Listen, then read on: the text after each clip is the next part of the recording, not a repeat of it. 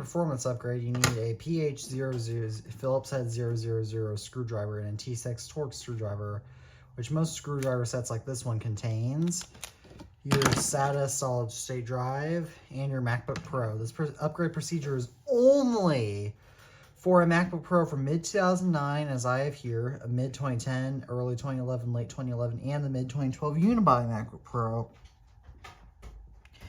Another crucial note is that you'll need to back up any crucial data you have on your MacBook if you have any before you replace this drive. Without further ado, let's go ahead and let's start with the actual replacement. The first step is to shut down your MacBook.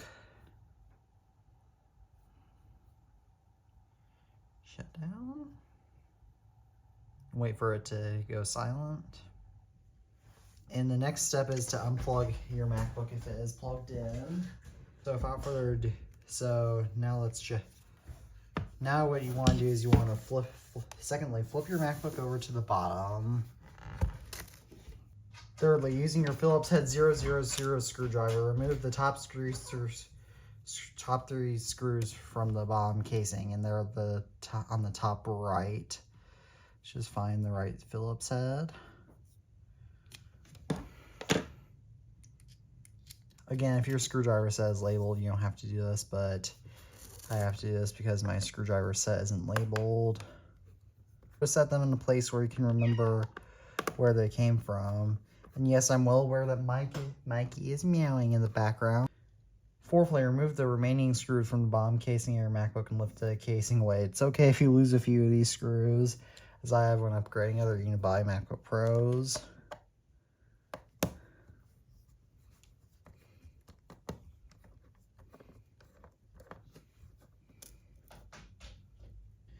Fourthly, then right here, your bottom casing of your MacBook should lift right up. And wooey, this rust piece is a little dirty, okay? That was kind of a surprise. Next, you then disconnect your battery from your MacBook Pro just to stay safe. This is where the battery cable is, so just disconnect it just to remain safe. And yes, I'm well aware that my cat Mike is acting crazy. Next, use your Phillips head screwdriver to remove the two screws in the screwing in the hard drive bracket, then lift the bracket away. They won't come fully out, just out enough to remove the bracket.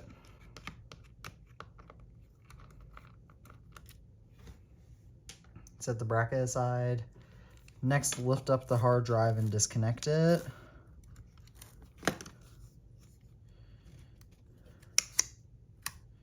There we go, just like that, we have disconnected the original hard drive. Now, just to be safe, then you'll want to take your Torx Bit, Torx screwdriver.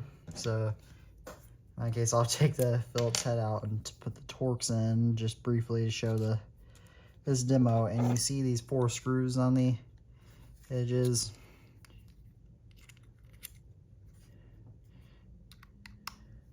You need to remove them from the hard drive, as these are intended for mounting. And on my 2010 MacBook Pro, I did not put these screws back in the SSD, and now the hard drive, in the hard drive, and I was replacing the hard drive initially, and so now it just flops all over. Now I have an SSD in it though. The SSD still moves a little more flexibly than it needs to. And then put the screws into the SSD.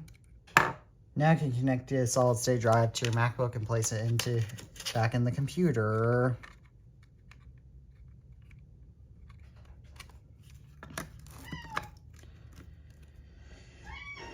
Then screw in the top bracket again.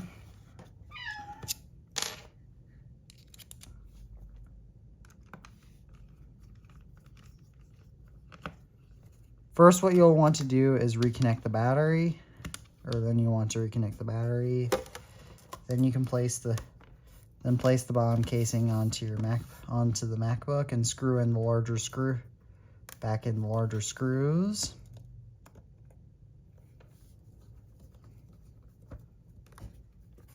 The screw isn't fitting in.